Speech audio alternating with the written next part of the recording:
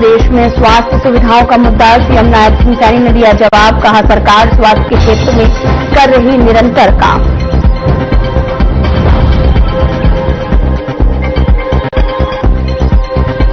नेता प्रतिपक्ष भूपेंद्र सिंह हुड्डा ने की प्रेस कॉन्फ्रेंस। कहा, हमारा एक ही प्रस्ताव सदन में नहीं होने दिया। स्वीकृत में छठी बार विधानसभा आया, लेकिन ऐसा पहली बार देखा।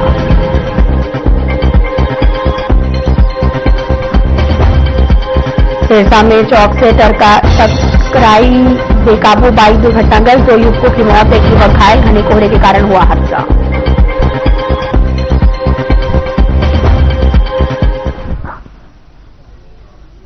नमस्कार, मैं हूं आपके साथ अंकिता पाल। बुलेटिन की शुरुआत करते हैं। हरियाणा विधानसभा का शीतकालीन सत्र अनिश्चितकाल के लिए स्थगित कर दिया गया है। 18 दिसंबर से शुरू हुआ सदन की कार्रवाई 3 दिन तक चली, जिसमें विधायकों ने अपने क्षेत्र के सवाल उठाए, जिनका संबंधित मंत्रियों ने जवाब दिया। कार्रवाई के दौरान विपक्ष का हंगामा भी देखने को मिला है। हरियाणा विधानसभा में इलेक्टोरल रिफॉर्म यानी कि चुनाव सुधार पर चर्चा के दौरान खूब बवाल मचा। बीजेपी विधायक रामकुमार कश्यप ने इस प्रस्ताव को पेश किया और इस पर कांग्रेस विधायकों ने हंगामा करना शुरू कर दिया।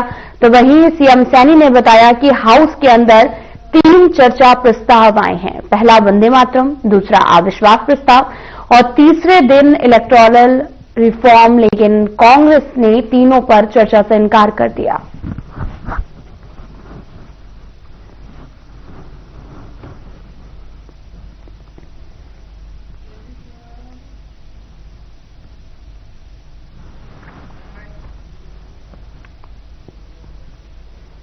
हरियाणा के मुख्यमंत्री नायब सिंह सैनी ने कहा कि प्रदेश में नागरिकों को बेहतर स्वास्थ्य सुविधाएं उपलब्ध करवाने के लिए आपको बताते चलें कि लगातार निरंतर प्रयास किए जा रहे हैं और हर जिले में सभी सुविधाओं से सुसज्जित अस्पताल विकसित किए जा रहे हैं।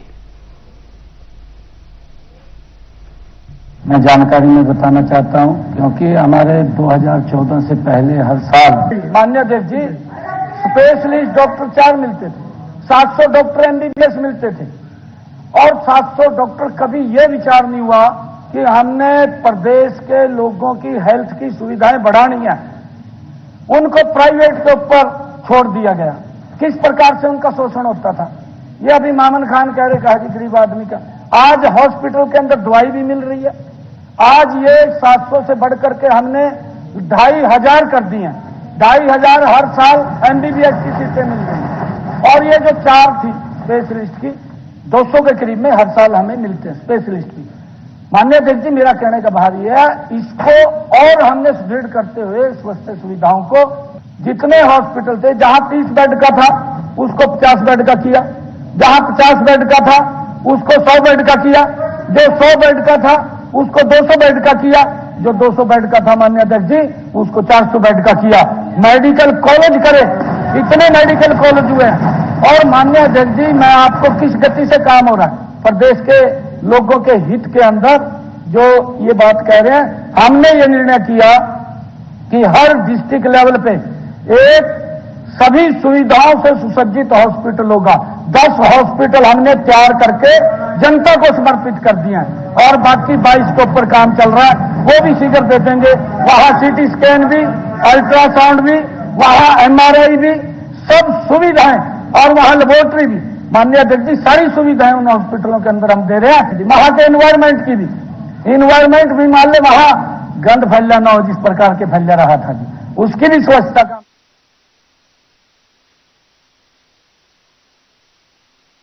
हरियाणा के श्रम मंत्री अनिल विज ने हरियाणा दुकानात और वाणिज्य प्रतिष्ठान विधेयक 2025 को विधानसभा में पारित करवा दिया है। इस विधेयक का उद्देश्य छोटे व्यवसायों पर अनुपालन का बोझ कम करना, श्रमिकों के अधिकारों की सुरक्षा करना। और विज ने बताया कि अब 20 से कम कर्मचारी वाले प्रतिष्ठानों को पंजीकरण की आवश्यकता नहीं होगी, केवल व्यवसाय की सूचना देनी होगी। साथ ही उन्होंने ये भी कहा कि ये विधेयक आर्थिक गतिविधियों को बढ़ावा देने, रोजगार सृजन को प्रोत्साहित करने और श्रमिकों के शोषण को रोकने के लिए है। साथ ही ओवरटाइम की अवधि बढ़ाई गई है और नियुक्ति पत्र और पहचान पत्र अनिवार्य किए गए हैं। वाणिज्यिक प्रतिष्ठान संशोधन विधेयक 2025 जो आज हम पास करने जा रहे हैं, ये बहुत पुराना कानून बना हुआ है, 1958 में बना था। उसके बाद से बहुत सारी परिस्थितियों में परिवर्तन आया है और ये जो बिल आज हम पास करने जा रहे हैं, ये दुकानदारों के, कर्मचारियों के, दोनों के बेनिफिट में है सर। मैं पॉइंट वाइज पॉइंट बताना चाहूंगा। पहले हर दुकानदार को अपनी रजिस्ट्रेशन करवानी पड़ती थी। आज भी कुछ प्रदेश ऐसे हैं जैसे कर्नाटक, अगर एक भी उनके पास कर्मचारी ना हो, अकेला दुकान करता हो, तो भी रजिस्ट्रेशन करवाना। हरियाणा दुकानदार तथा वाणिज्यिक प्रतिष्ठान संशोधन विधेयक 2025 जो आज हम पास करने जा रहे हैं, ये बहुत पुराना कानून बना हुआ है, 1958 में बना था। उसके बाद से बहुत सारी परिस्थितियों में परिवर्तन आया है और ये जो बिल आज हम पास करने जा रहे हैं, ये दुकानदारों के, कर्मचारियों के, दोनों के बेनिफिट में है सर। मैं पॉइंट वाइज पॉइंट बताना चाहूंगा। पहले हर दुकानदार को अपनी रजिस्ट्रेशन करवानी पड़ती थी। आज भी कुछ प्रदेश ऐसे हैं जैसे कर्नाटक, अगर एक भी उनके पास कर्मचारी ना हो, अकेला दुकान करता हो, तो भी रजिस्ट्रेशन करवाना।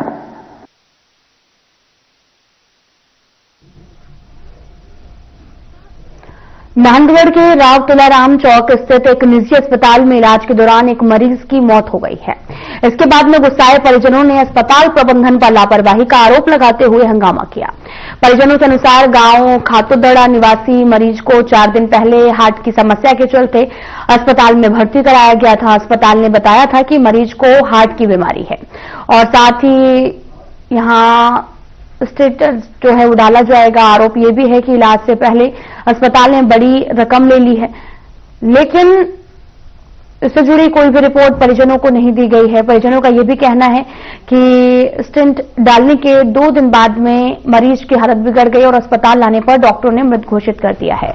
और साथ ही ये भी आरोप लगाए गए कि अस्पताल में कोई स्थायी विशेषज्ञ डॉक्टर नहीं थे। बाहर से बुलाए गए डॉक्टर ने लापरवाही से इलाज किया। सूचना मिलने पर पुलिस मौके पर पहुंची और स्थिति को संभाला गया। परिजनों और अस्पताल प्रबंधन की दोनों की ओर से जो है वो पुलिस को लेकर शिकायत दी गई। मामले की जांच की जा रही है। सर यहाँ पर हम अपने भाई को लेकर आए थे 4 दिन पहले। उस दिन इन्होंने बोला कि हार्ट की बीमारी है। फिर ये बोले कि छल्ले डलेंगे, हम उसका वो थोड़े भी क्या होता है वो करेंगे, 5 लोग ऑथराइजी वो करेंगे। उसके बाद फिर इन्होंने पैसे मांगे। हमने कहा कि पैसे ले रहे हो, अगर वो छला नहीं डलेगा तो होगी। उन्होंने कहा नहीं डलवाएंगे। उन्होंने बोला दिखाएंगे। उसके बाद हमने कुछ नहीं दिखाया। अब वो छला डाल दिया।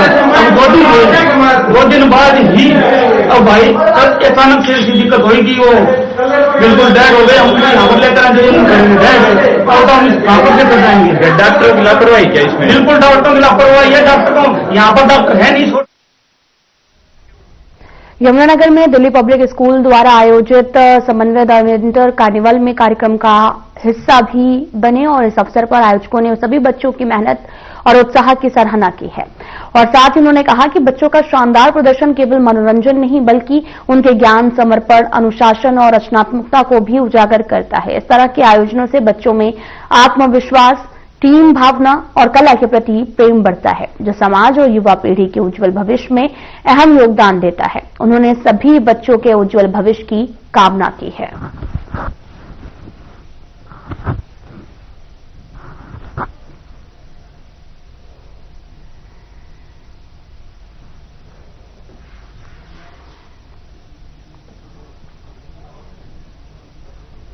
यमुनानगर जिले के कोट मुकरामपुर गांव में मुस्लिम समुदाय का 2 दिवसीय जलसा हुआ, जिसमें करीब 20,000 लोग शामिल हुए। इस दौरान मुस्लिम और सिख समाज के लोगों ने मिलकर कार्यक्रम को सफल बनाया। सिख समाज के लोग जलसे की तैयारी से लेकर आयोजन तक मुस्लिम समाज की मदद करते रहे। साथ ही हरिंदर सिंह और दलजीत सिंह ने कहा कि उन्होंने मुस्लिम समाज के साथ मिलकर 1 महीने पहले ही तैयारियां शुरू कर दी थी और जलसे में हर जगह सहयोग किया। इस आयोजन ने आपसी भाईचारे और सौहार्द का संदेश दिया है। नफरत फैलाने वाले लोगों के खिलाफ एक मिसाल भी पेश की है। साथ ही जलसा पूरी तरीके से शांतिपूर्ण और संगठित तरीके से संपन्न हुआ।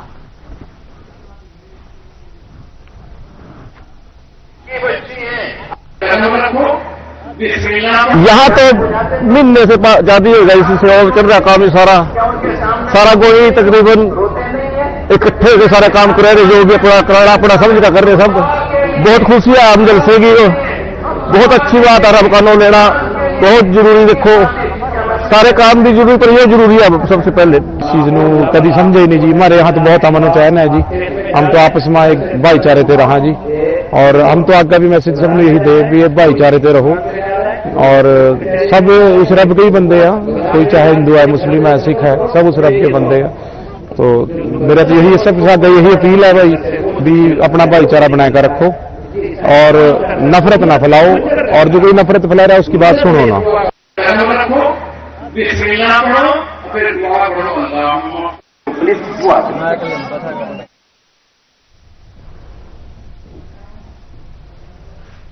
हरियाणा के संसदीय कार्य मंत्री महिपाल ढांडा ने अरावली को लेकर सुप्रीम कोर्ट के फैसले पर अपना बयान दिया। साथ ही उन्होंने कांग्रेस विधायक के खिलाफ प्रिविलेज मोशन लाने पर भी अपनी बात रखी है।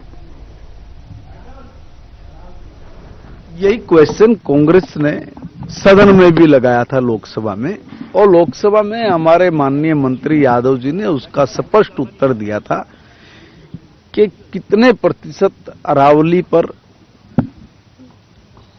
खदान कहिए या उस पर जो खनन हुआ है वो कहिए, वो हुआ, मगर बाकी अरावली को कोई टच नहीं कर रहा है, वो बिल्कुल सेफ और सुरक्षित है। ऐसा उत्तर लोकसभा में भी दिया है और ये सब पे भी है। अब ये जो 100 मीटर उठाए हुए, ये इनको थोड़ी पता है इस बात का जो कांग्रेस बोल रही है। इनको किसी ने बोल दिया होगा। ये सुनी सुनाई बातों को आधार बना के लोकसभा में और विधानसभा में आते हैं, फिर अपनी भद पिटवाते हैं। यही क्वेश्चन कांग्रेस ने सदन में भी लगाया था लोकसभा में, और लोकसभा में हमारे माननीय मंत्री यादव जी ने उसका स्पष्ट उत्तर दिया था कि कितने प्रतिशत अरावली पर खदान कहिए या उस पर जो खनन हुआ है वो कहिए, वो हुआ। हरियाणा की कैबिनेट मंत्री आरती राव का अरावली क्षेत्र को लेकर सुप्रीम कोर्ट के फैसले पर बयान सामने आया। उन्होंने कहा कि सुप्रीम कोर्ट का फैसला सुप्रीम होता है। अगर कोई अवैध खनन होता है तो उस पर तुरंत कार्रवाई की जाएगी। सरकार किसी तरह की कोई भी गैरकानूनी काम नहीं होने देगा।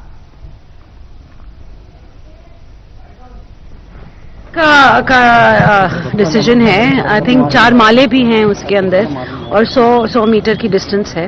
तो अगर सुप्रीम कोर्ट ये देखती है कि वो सही है तो आगे चल के आई थिंक यही बात होती है, because supreme court is a highest decision making body of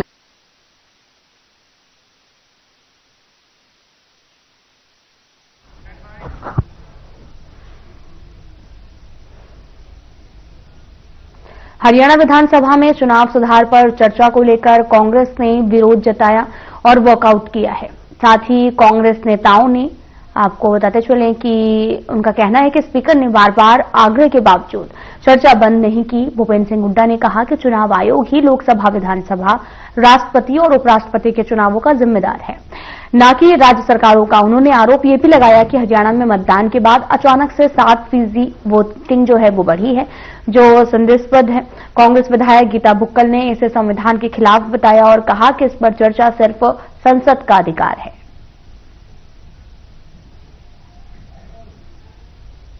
बात पे किया है, हमने बार बार आग्रह किया कि जो है ना तो रेजोल्यूशन की कॉपी दी हमारे को, रेजोल्यूशन कॉपी पहले देनी चाहिए थी, हम देखते हुए क्या है, लेकिन ये कॉन्करेंट लिस्ट में नहीं है। इलेक्टोरल रिफॉर्म्स जो है पार्लियामेंट के, स्टेट लेजिस्लेचर के, प्रेसिडेंट के इलेक्शन के, वाइस प्रेसिडेंट के इलेक्शन के, केवल जो है इलेक्शन कमीशन जिम्मेवार है, वो यहां डिस्कस नहीं कर सकते, ना तो डायरेक्शन दे सकते हैं इलेक्शन कमीशन को, ना और कोई कार्य कर सकते, न सुझाव दे सकते, ना सुझाव दे सकते, समझे ना। तो ये मामला है। और जो यहाँ बात कह रहे हैं इलेक्शन कमीशन में भी वोट दर्ज थी, हम तो जवाब इलेक्शन कमीशन से मांग रहे हैं। जो राहुल जी ने कहा या हमने जो कहा वो इलेक्शन कमीशन को जवाब देना चाहिए, ना कि इनको। गद्दी छोड़ने की बात तो सरकार से ही कह रहे हैं, वोट तो गद्दी छोड़ का जो नारा आप दे रहे हैं वो गद्दी छोड़ने की बात तो सरकार से है, वो बात ही नहीं। आज तो रेजोल्यूशन आज की बात हो तो रही है, रेजोल्यूशन की बात थी, अंडर रूल 84 जो रेजोल्यूशन किया। स्पीकर का कहना है कि काफी डिटेल स्टडी के बाद इसकी भाषा को और पूरे सब्जेक्ट को हमने मंजूरी दी। मैं बता रहा हूँ ना भाई, जब हमने कहा हमारी बात तो पूरी सुने, तब ये कहा, जब हमने ये यहां तक आग्रह कर लिया कि भाई मेरा व्यू है, हमारा व्यू है, आपका व्यू है, इनका व्यू है, एजी से बात कर लो, कंसल्ट करो, तो एजी को क्यों नहीं बुलाया गया? एजी को बुलाते, कानूनी राय ले सकते, देते हैं, भाई यहाँ हो सकता है डिस्कस किया। हमारे हिसाब से ये हमारे डोमेन में नहीं है। बताओ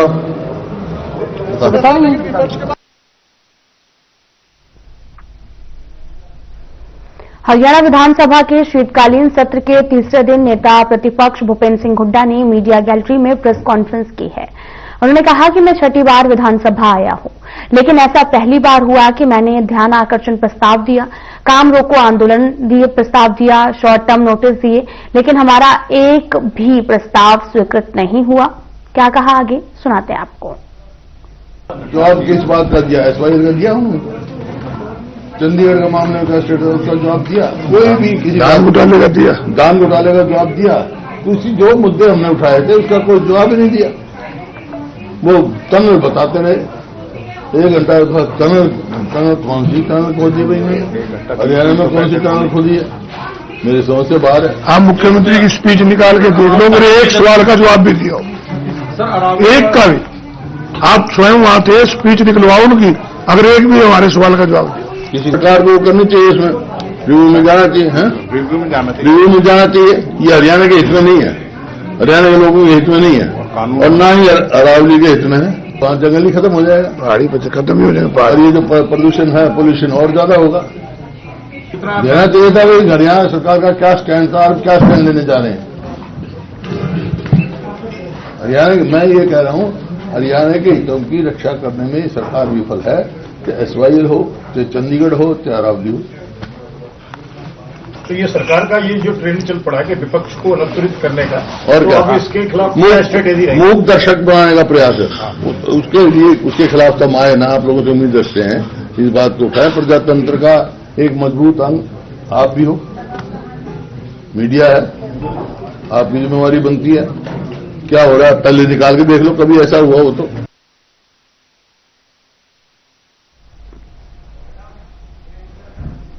केंद्रीय राज्य मंत्री कृष्णपाल गुर्जर ने सोमवार को जिला सचिवालय पलवल में दिशा बैठक की अध्यक्षता करते हुए नगर परिषद पलवल के कार्यों में अनियमितताओं पर कड़ी चेतावनी दी है। उन्होंने उपायुक्त डॉक्टर हरीश कुमार वशिष्ठ को सभी कार्यों को विजिलेंस जांच के निर्देश दिए। मंत्री ने कहा, जनता का पैसा केवल जनता के कामों पर ही खर्च होना चाहिए और किसी भी प्रकार की गड़बड़ी या भ्रष्टाचार बर्दाश्त नहीं किया जाएगा। उन्होंने अधिकारियों को पारदर्शिता और ईमानदारी से कार्य पूरा करने पर री-टेंडर किए गए कार्यों की सूची उपलब्ध कराने और सुशासन के सिद्धांतों के अनुरूप काम करने के निर्देश दिए हैं। 191 कर्मचारियों में से ये बताएगी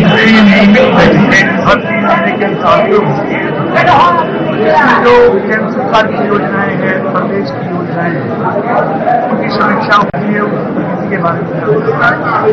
कहीं अगर देर समय होती है तो उस पर तुरंत कार्रवाई करने के निर्देश दिए और इसलिए रूटीन की बैठकें हैं, समीक्षा की है, बहुत से काम रुके हुए हैं, तुरंत कार्रवाई करने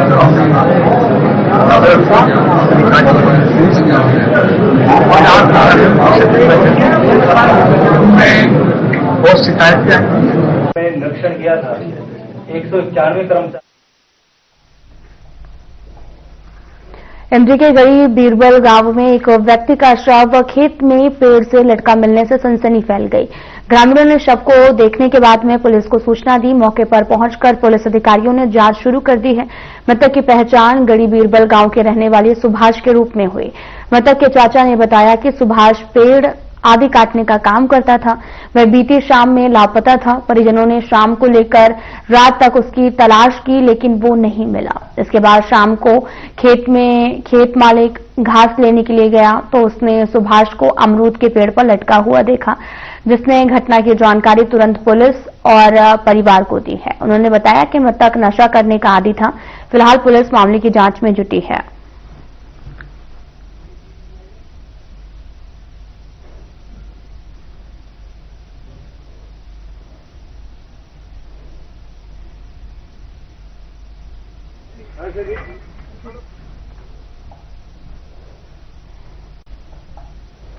फरीदाबाद सेक्टर 33 स्थित विद्युत मंत्रालय के राष्ट्रीय विद्युत प्रशिक्षण संस्थान ने रिवैम्प्ड डिस्ट्रीब्यूशन सेक्टर स्कीम के अंतर्गत डिस्काम कर्मचारियों के लिए नेतृत्व एवं रणनीतिक प्रबंधन विषय पर 3 दिवसीय प्रशिक्षण एवं क्षमता निर्माण कार्यक्रम का शुभारंभ किया है।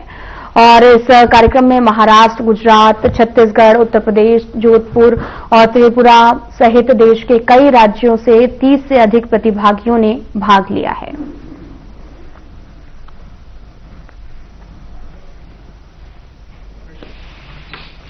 RDSS is a comprehensive program, and for any distribution company professional, you must know what is its whole agenda, menu, and what all it's trying to address. I was part of the team when RDSS was approved, but RDSS was reviewed before its approval by Honorable Prime Minister himself twice. And he asked very difficult questions to us, and we tried to elaborate the program before it got approval from the cabinet. RDSS, in my view, brings 4 very important interventions in the segment. First is the preconditions and annual evaluation. And welcome to NPTI. It is really an honor and privilege for NPTI to host you all senior professionals in this institute, and there can be no better beginning when our mentor Shri Alok Kumar has really spearheaded the power sector as in his active role as secretary power, and thereafter also. Sir, I am extremely thankful to you, sir, for guiding us and for giving your blessings on this occasion. And I can tell you, sir, with conviction that RDSS is really becoming a game changer. Hold. It was. But we're cruising towards the end of the program. Yeah, I will. When Alok Kumar. फिलहाल bulletin में इतना ही। नमस्कार।